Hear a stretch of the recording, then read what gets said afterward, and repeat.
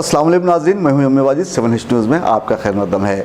शहर हैदराबाद के इलाके नाचरम में वाक़ ESI हॉस्पिटल में उस वक्त सनसनी फैल गई जब दवाखाने के इंतज़ामिया ने मुजरिमाना गलती करते हुए 2 नौमौलूद बच्चों को तब्दील कर दिया। क्या है मामला, ये जानने के लिए देखिए 7H की ये रिपोर्ट। किसी भी नौमौलूद बच्चे को देखने के बाद इंसान के चेहरे पर मुस्कुराहट फैल जाती है।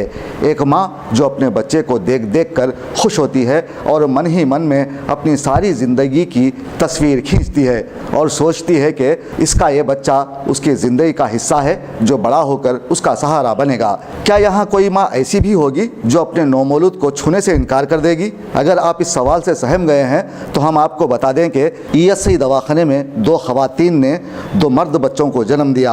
अमले ने बच्चों की निशानदही में मुजरिमाना गफलत बरती, जिसकी वजह से दोनों बच्चों में कौन सा बच्चा किस खातून का है बताने में मुश्किलात पेश आईं।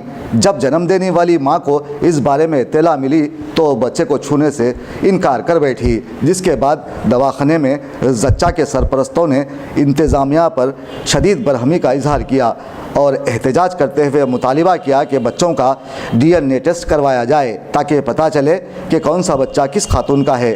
दरअसल ऐसे वाक़यात मनमोहन देसाई की फ़िल्मों में पेश आया करते थे, लेकिन अब ख़याली बातें हकीकी ज़िंदगी में वाक़यात बनकर उभरने लगे हैं, जिससे दवाखाने के अमले की नाअहली साबित होती है। दोस्तों, अगर आपको हमारी न्यूज़ पसंद आ रही है तो लाइक कीजिए, शेयर कीजिए और सब्सक्राइब करना ना भूलें। 7H न्यूज़, आपकी आवाज़।